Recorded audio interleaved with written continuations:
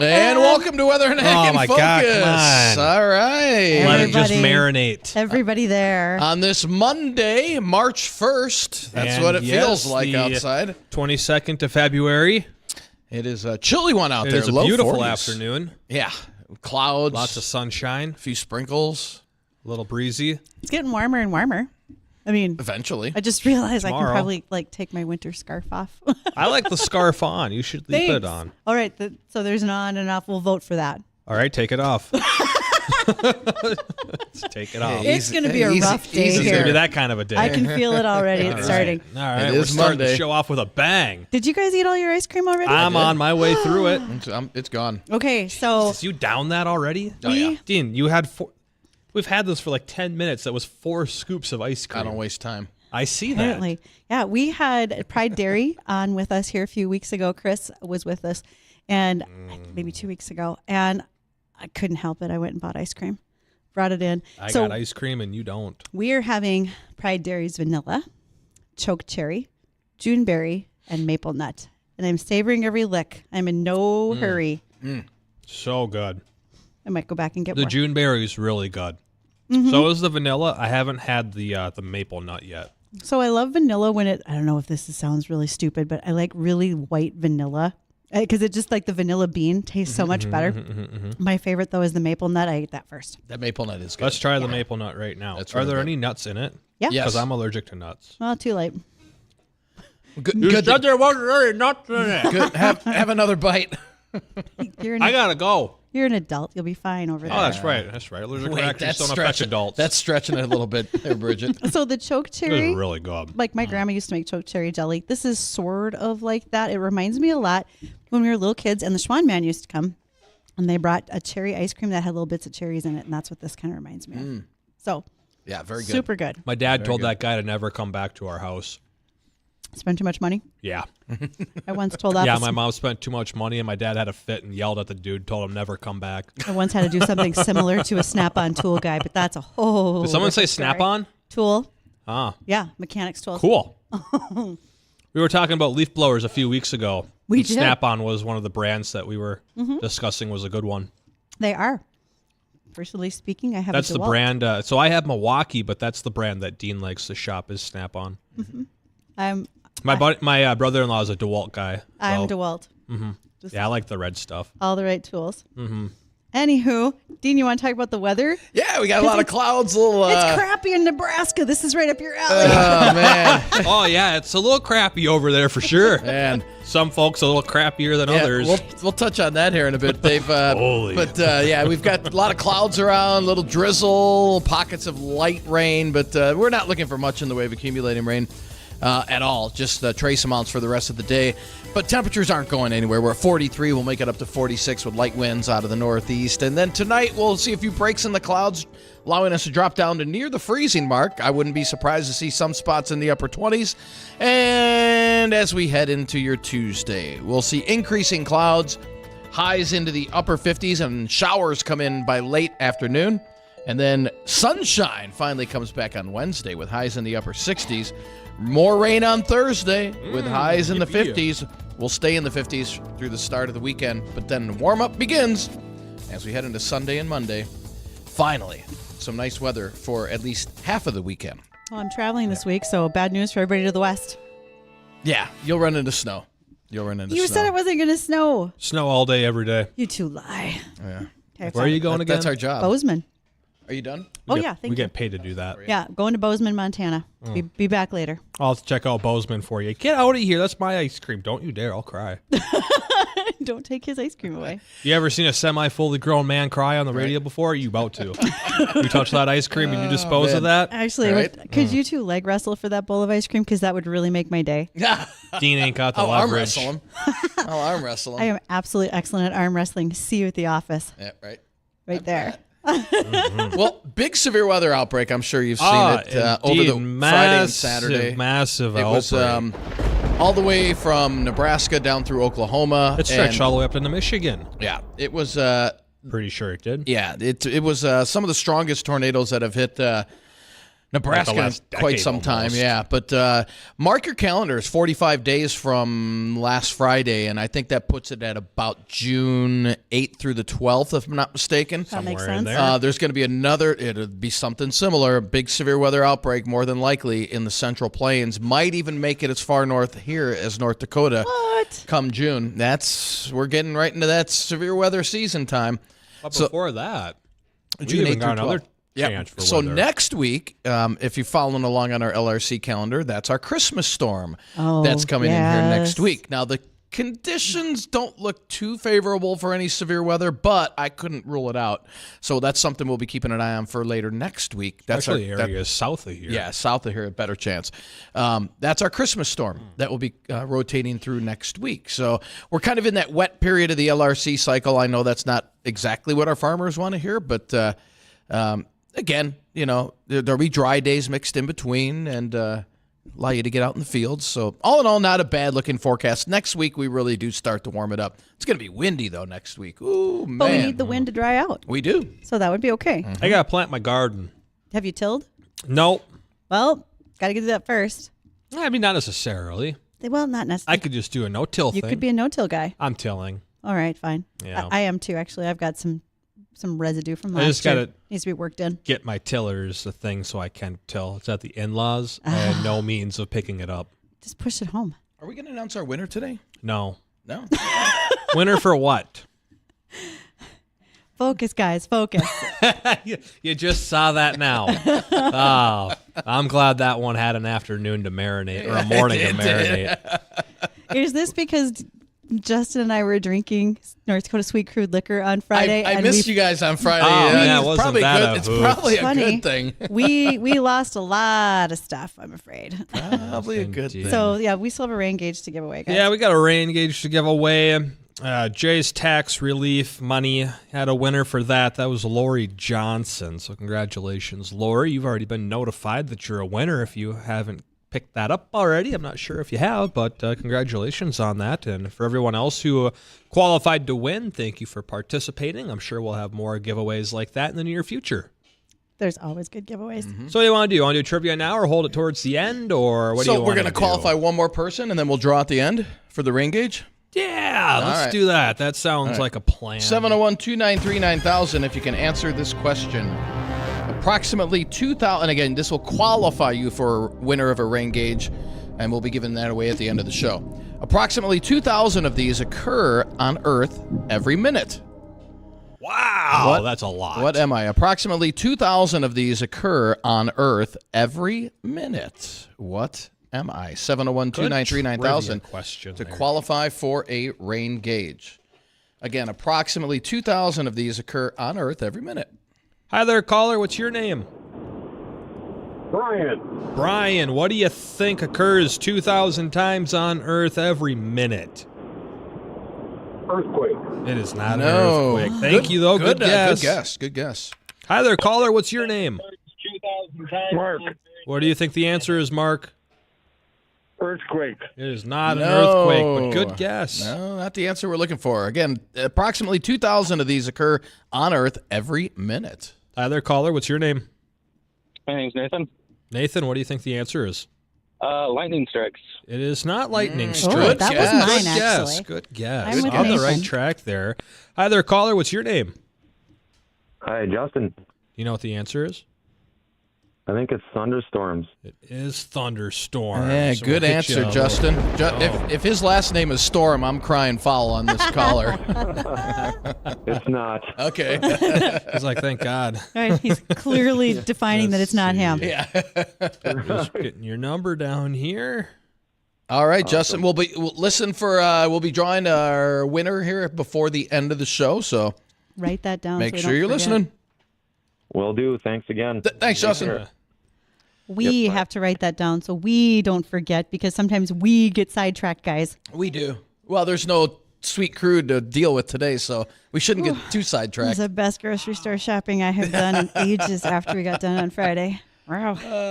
How many digits are in a phone number? 7 with a plus an area code. This guy's got 11. No, he doesn't. He you does. do. I copy pasted his number right off the log sheet. All All right. Well, while you two solve that problem, Well, outside the one, there's more than that. That's so goofy. meanwhile, Got life too many- goes on. I don't know. We'll figure it out. Right, we will. Okay. For others who are listening and just curious, we have this question come up a lot. Who are the largest landowners in the U.S.? Okay. So, do you guys want to take a stab at who you might think it is? This is landowners. We're talking specifically about farmland. This can go anywhere from forestry to pasture to farmland, etc., like cultivated farmland. Boy, now I'd say something has something to do with the government, but Nope. No? Well, What's the okay, first of all, question? the government is a huge landowner. Yeah. But if we're going to talk about private entities, so first of all, the largest landowner in America right now is Red Emerson. Red and his family have 2.4 million acres in California, Oregon, and Washington with their timber products company, Sierra Pacific Industries. So they are a very large corporation. Most of you see their lumber and paper products all over the place, and that's how they do it. Now, they have surpassed Ted Turner. He's the third largest landowner. He has 2 million acres. Ted Turner's is primarily pasture land. And then you have John Malone at 2.2 million. The Malone Family Land Preservation Foundation has the Perennial Ag Project. It's a joint project with the foundation and the Land Institute. Actually started way back in 1976. And they do nothing but research. This is science-based research. They want to develop more food production methods for sustainability on land and soil. So they have a team of plant breeders and ecologists and others that work on their land. After that, there's a pretty big gap. When you go all the way down to the King Ranch in Texas. I don't know if you guys are familiar with the history. The King Ranch has been in existence for about 170 years. They brought the Santa Gertrudis cavalry to the U.S. And he was a steamboat captain, Richard King, and he came off the steamboats and started buying land and began a ranch that today is over 900,000 acres. So What about quite Mr. sizable. Bigelow? Is he on that list? Bigelow? Mm-hmm. I don't even know that I want to ask more questions at this point. That's fine. Okay. I wasn't going to answer him anyways. I didn't think so. Those who know. All right, fine. That's all they need to know for those who don't. Fair enough. Okay, we will talk with hopefully our guest is able to join us here shortly. We are awaiting Bret Sill. He is an almond grower in California. I will try to see if we can get him connected and see what we can do after the break. he knows we're on Central Time, right? Yes, he does. All right, good deal. Yep. We'll be right back. Thanks. Yeah.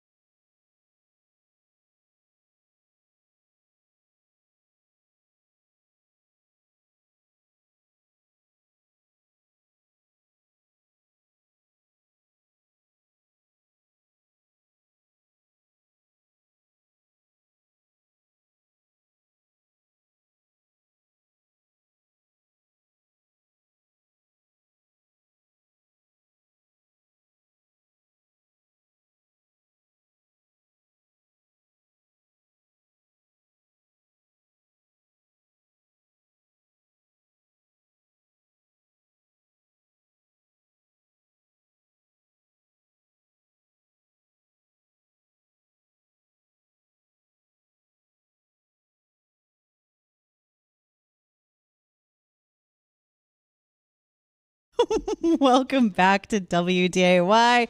Weather and Ag in Focus. Thank you, Justin, for turning on my microphone. But Bridgette, not for when that. she started talking and then no sound was going through. And she's like, hey, over here. Hi, me. Yeah, we kick it off with 20 seconds of silence. It's fine. That meme that's a dumpster fire is actually us, our desk, and everything involved. Our show's not that bad most days. Most days. Most days. We are indeed hoping Some that days our it is. guest is able to join us, and that is Bret Sill. He's a California almond grower. And just like happens in farming, he may have gotten caught up in something and Right. didn't realize that he missed his time frame. But What part of California is he in? he is somewhere in Northern California. I Okay. met him through a mutual friend who's I know through Twitter, Tim Hamrish. And Tim has interviewed Bret before as well on his podcast and said that if there's someone for us to talk about not only what it's like to raise tree nuts down there, but then also the issues that they have with water. They also have to keep things going when it comes to all of the city sprawl that happens around them. So that was going to be part of our conversation with Bret today. And I hope we get to continue that. If we don't get him today, I will make sure that we bring Bret on another day, but we're going to shoot for Maybe we that. get him Wednesday. Are you nervous Are you that I talking won't be here and I talking didn't about set anything dumpster up? fires earlier, huh? I didn't set anything up for you boys. You're the glue that holds this together. Otherwise, when you're not here, the place becomes a zoo. Well, some days. I'm sorry I can't help you. I will be presenting in Bozeman, Montana at the same time as our show on Wednesday. So Nice. you guys can do this. You're okay. Yeah. I'm going to leave Cooper the Highlander, who's sitting on our desk, and I'm going to leave him with you. He's our mascot. Poor guy needs a curry comb. He's a little messy. Yeah, he's getting a little shaggy. A tad bit. I should have taken him with to my haircut this morning. It's just like trim him up. matted into his eyes and stuff. Like, well, quit poking his eyes, Dean. Dean's You're fixing just flexing an eye socket over there. So, moving on to other things. All right. Like gardens? We could. Do you want to talk gardens? Well, I mean, I don't know how. I have so many things. I don't know how long this bit could go for, but. Did you read the garden article I sent you on Friday? Actually, I haven't yet. That's what I thought. Yeah, it's just like the 6 text messages I haven't opened yet from other people too from last week. But besides that point. And then I waved a bowl of ice cream in front of you and completely distracted you for the whole that's right. show. I still have ice cream. He does. He still has ice You cream. just disrupted it again. There we go. Craziest thing you're growing in your garden this year, and this could be something for listeners too. If there's something a little unusual or cool or something you're excited about, 701-293-9000 is the Red Wing Shoes phone line. So I was just wondering if you got something that you're excited to grow in your garden this year outside of the normal. You know, everyone grows their peppers or their tomatoes. Is there something goofy in there or something a little unique? Dean? Not for Dean. What are you growing? Can't say. Okay. Oh, I was asking Bridgette. All right. Brussels sprouts are probably the most unusual thing that I have. But here, our growing season's too short. I can't just put seed in the ground and expect them to mature by fall. So Right, I start wind them up inside? starting inside or buying seedlings and putting them out. Yeah, I started mine back in March, and I think the giant pumpkins are probably the most exciting thing that I'm growing this year. That's right. It's the same species that I'm blanking his name, but the guy out of Anoka who grew the world's largest pumpkin. It's the same species of pumpkin, the same seeds. So I also kind of love celery, and I plant celery. oh, that'd be fun to grow. big water I've never user. done celery, so I got purple cauliflower, which is going to be really cool to grow, Oh, very cool. and then vertical squash. So you know how squash Hold they on. vine out and Yes. they grow? These are the little summer yellow squash you get at the grocery store, the long ones that look like zucchinis, except it's a vertical species of it. It's a new breed of these squash, and they grow up instead of out, which is kind of cool. They're supposed to be a space saver hybrid. Grandma always told me I was going to do that, grow up instead of out, and she was wrong. So, Well, you grew up a little bit. a little bit. 4'12". That's exactly right. Or sorry, 4'14". My bad, Richard. Okay, thank you. Yeah, you're welcome. Give you the extra 2. And a half. Yeah. There's a half in there. 4'14" and a half. Okay, so a couple of headlines for you guys. I don't know how much y'all are familiar with any of this type of thing, but 6 of the nation's major commodity groups, including national corn growers, sent a letter to the U.S. Trade Commission encouraging them to vote no on a petition that was brought forward by Corteva Agriscience. Corteva wanted to see anti-dumping and counter-surveillance duties on imports of the 2,4-D herbicide that's coming in from India and China. Okay, so here's how some of this stuff works. You have a molecule that was created for farmers to use, and 2,4-D has been around since the 40s. Okay, it's not exactly new. Patents only last for so long. Generally, new chemistry patents only last 17 years, so we're well past that. We now have generic manufacturers in China and India who are going to make that same molecule. They want to bring in their product to the U.S. What Corteva was saying was, well, we want more import duties and taxes put on that so that we can continue to sell as your U.S. manufacturer. The problem is that these other commodity groups said, nope, let's not worry about that because we want the competition in trade. That's a big deal for a lot of farmers right now, making sure that they can see lower active ingredient prices. So many of the pesticide active ingredients that we use on a day-to-day basis are off patent. In fact, prices are still currently falling, which is unusual for this time of the year. Usually by now they've leveled out for the season, but we are seeing that folks are continuing to use the product in a fitting manner. Unlike some may expect, we are not just dumping it on field. We're just taking care of it as cleanly and easily as we can. So that's one of the things that's going on. Oh, our guest Bret is looking for us, so I'll see if I can try to take care of it. You two get to talk about the weather while I try to get our guest lined up. Well, we can hit another quick recap of the weather. It hasn't changed much from about 15 minutes ago, but we'll sure run down it. We're looking at a lot of clouds continuing for the afternoon. A few sprinkles, but other than that, not much else, with temperatures really not going anywhere. Mid-40s and those winds blowing lightly out of the northeast. A few breaks in the clouds tonight, allowing us to dip back close to the freezing mark, a few upper 20s possible. And then that will be replaced by thickening clouds on Tuesday with rain showers, maybe a thunder shower coming in late in the day. Highs in the upper 50s. Sunshine returns on Wednesday, upper 60s. Wednesday, pick day of the week, because more clouds and rain on Thursday and Friday with highs in the 50s. Friday should be dry, but just windy, kind of blustery. Yuck. And then much warmer. I know, Justin, you were talking about planting your garden next week, but I was thinking the about winds it. are going to be so strong out of the south next week, it might topple those little things over. Starters over. Yeah. They haven't had much wind experience. Not so inside, no. I just started putting the fan on them the other day on low. We're going to bump that up to medium. Okay. And then bump it up to high. And then we'll bump it up to extra high.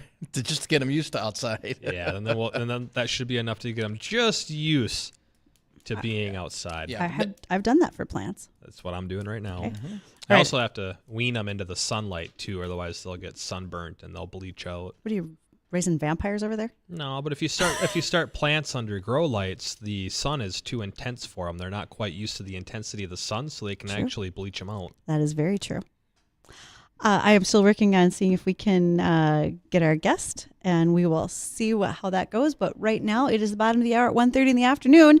Don't go anywhere. We're going to keep this train rolling. If we aren't able to talk to Bret, I've got some other headlines that we definitely want to go through. Be right back.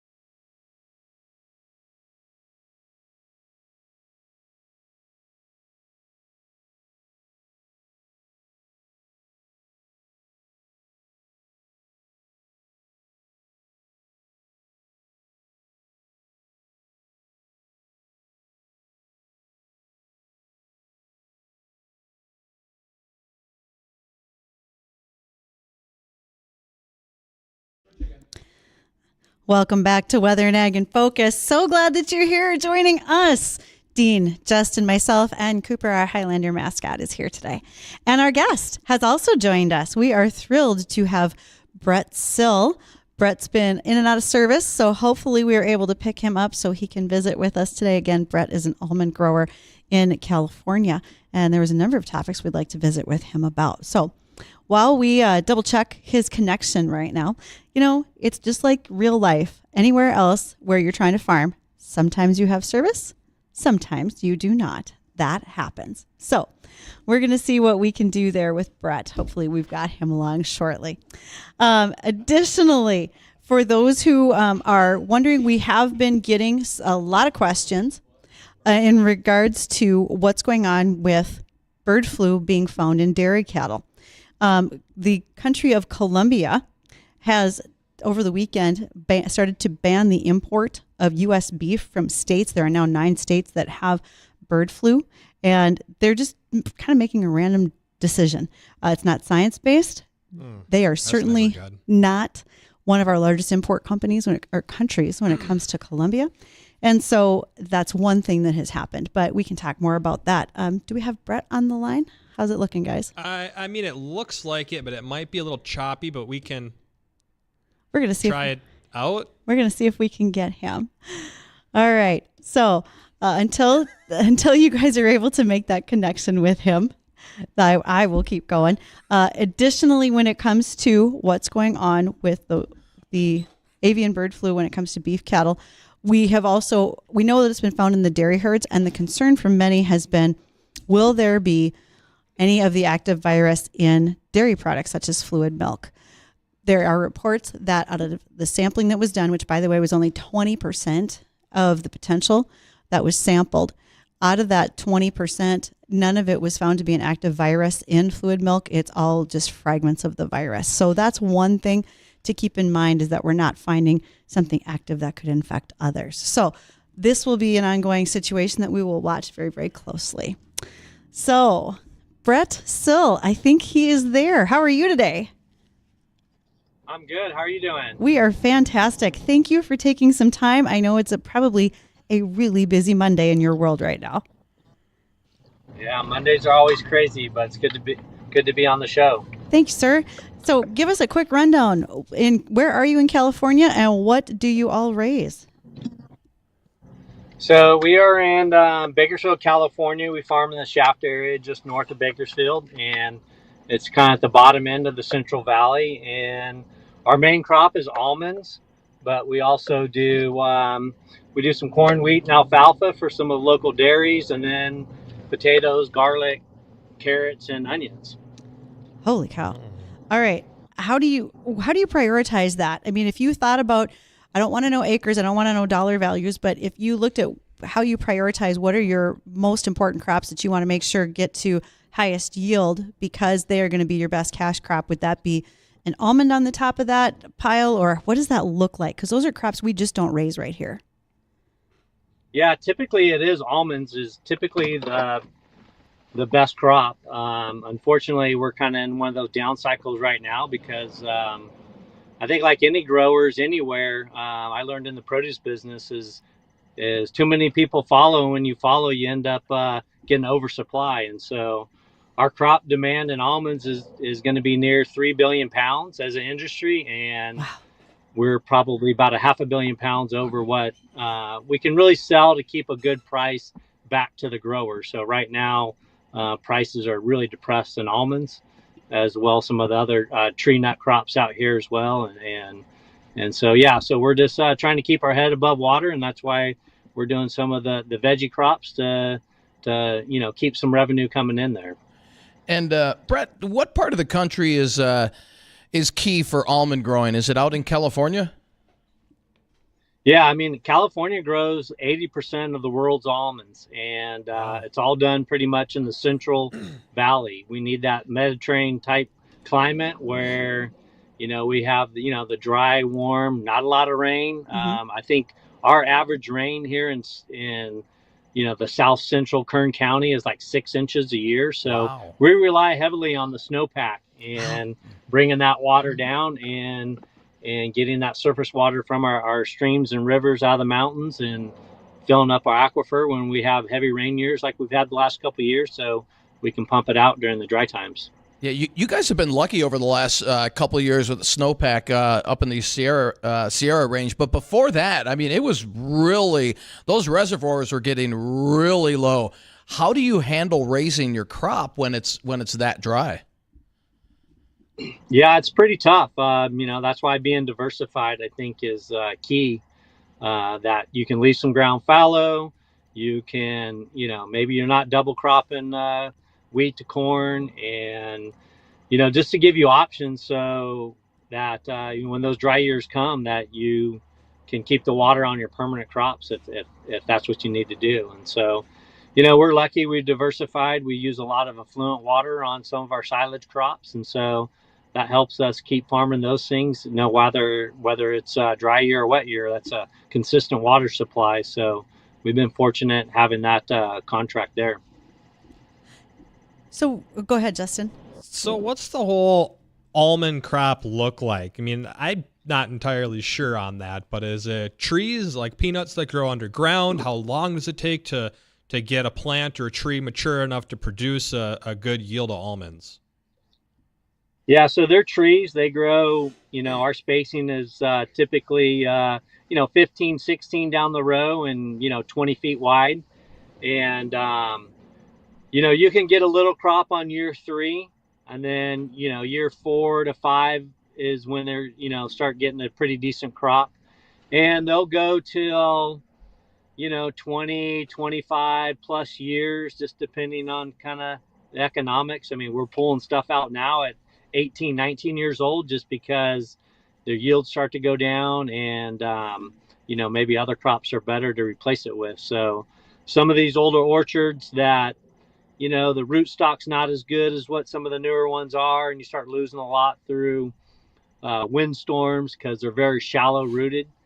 And so, but it's a permanent crop, and our bloom is in February, mid-February to March, always around Valentine's Day is when they'll start blooming. Mm-hmm. And then we grow them all the way till August is when we start harvesting, and then we'll harvest for the couple months there in the late summer to early fall, and hopefully get them off before the rain hits us in late October.